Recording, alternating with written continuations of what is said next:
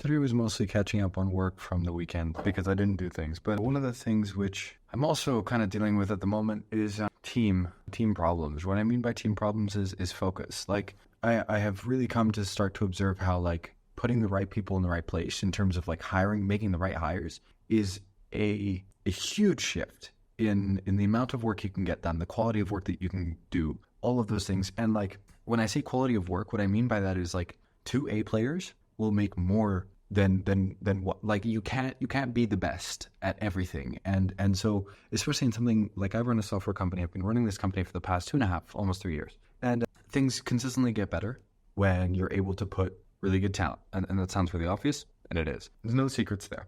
But what gets really hard is how do you get better talent when you're bootstrapping a company? Because the main issue you face bootstrapping a company is funding, right? Like you either get a bunch of capital up front from investors or from yourself. If you have if your family has money, or if you know a bunch of rich people, you can get money from them. But if you start out with nothing, everything relies on cash flow, and that's the case for my business. And so everything in this business has been paid for by itself. There has been basically zero capital up front, and that begs the question, how do you get good talent? And it is not an easy question to solve. Then you have to get creative. That's the entire that's the entire point. Like to be successful, you have to get creative, because otherwise you will. I mean, you can also just do something for the tremendous amount of time, but getting creative is basically like how you can move a little bit faster. And so, like, I think one of the most important things for team is having good team culture, because that is one of the things which keeps good people. Like, if somebody earns less at your company but is happier on a day-to-day basis, there's a lot of people who will make the decision to stay with you rather than earn the extra dollar but suffer, like, and have just a really poor quality of life. And so, like, having good team dynamics, stuff like that, the intangible stuff, like, there's no numbers to track this, but it really makes a difference. It's like just caring about your teammates, caring about the team, and things like that. It's really important. The thing that I've been recently dealing with is focus. What I mean by that is good people will always have an abundance of opportunities, especially people with initiative. And when you have somebody who, I really believe in focus. That's this has been one of the most core kind of principles that have brought a lot of value to my life. And so I think focus is important as in the team as well. And the more critical the person, the more important the sole focus on your company and things like that. And you might have a side project like that you do over the weekend, but that really has to be secondary. The main thing that you want from somebody who's full-time, particularly somebody who might sit in a potentially strategic role, right? So somebody who you want to hire people who can lead and think for themselves and make decisions for the company.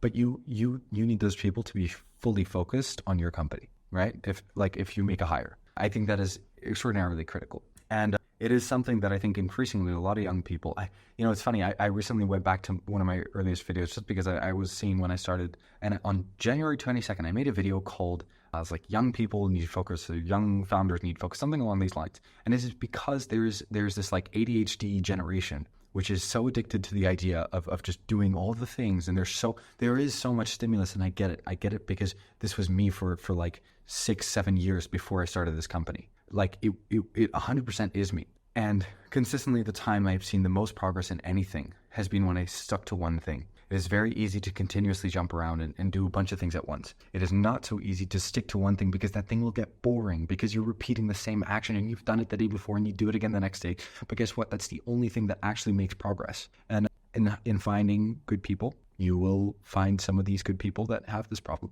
and they have not made that decision yet. And bear in mind, if you're thinking, oh, well, if they're really good, they'll go and want to start something themselves. I think nowadays there's this narrative that like everybody should make their own thing and quit the 9-to-5 and be your own boss. Like it's really not that glorious. It means that you work more hours, and the reality is the chances of earning less than a 9-to-5 are pretty high. Like the chance that you will get yourself into running a business, which is, pretty, like you have to surpass a very large threshold for it to become like corporate can be really good too. Corporate can be a very cushy lifestyle. And I say this like it can be very good if you know how to get in. And guess what? Like a crafty person who can make a business is the same crafty person who can get themselves into corporate. You have to be creative and problem solve, but like you can have a very good life and a good job. And you can take a lot of ownership. Like jobs can be like, slinging cappuccinos and really not that fun. That's like the classic 9-to-5. You show up for work and clock out at 5. But you can also have jobs where you can take ownership over things, where you can lead departments, where you like, if you want the thrill of building a company without the risk of having to deal with payroll, join an early stage startup. Like, do you know what the stress is of like having to worry about shit, I can't spend money this month because I got to pay my team. And when that comes out of your, like, at the end of the day, the buck stops with me for everybody who I keep on my payroll. Like, if I don't have enough money, that stress of everybody's salaries is on my shoulders, because that's what it means to build a company. And not everybody wants that stress, but some people still want to take ownership and build something. And so you can join an early stage company. Maybe some people, they don't want so much ownership. Like, it's not their thing. My sister doesn't necessarily want to have huge responsibility on her shoulders. And guess what? There's positions for that too, where you can still love your work and still have fun and find a good team. Like, there are so many variations and permutations of jobs that people kind of feel like, you're either 9 to 5 or your own boss. The reality is there's so much in between that. There are so many permutations from the kind of like fixed schedule all the way to be your own boss. And guess what? Being your own boss is still a job.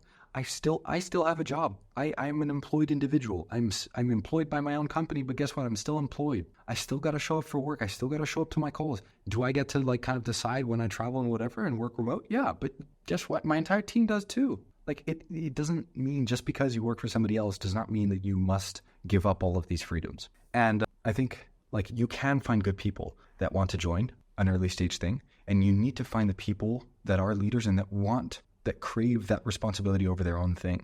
You need to find those people, but they will be faced with that dilemma of what thing do they want to focus on? Because the chances are they probably want to do a million things, and that's not going to work. And this reflection is a big one that I want to share with my team as well. And like, I want to create a place where people can take responsibility, absolutely, and they can grow in and flourish in that role and kind of take ownership over a lot of stuff. But they can't do that while doing other things. That's the one rule. That's the focus is 100% necessary. I think it's that thing that makes the difference. It's like, if you need somebody in a critical role, they need to be focused, because the thing that you need from them is those like shower thoughts. Those like, they're walking around and they think of a thing, and what are they thinking about in their free time? What is the thing that they reflect on?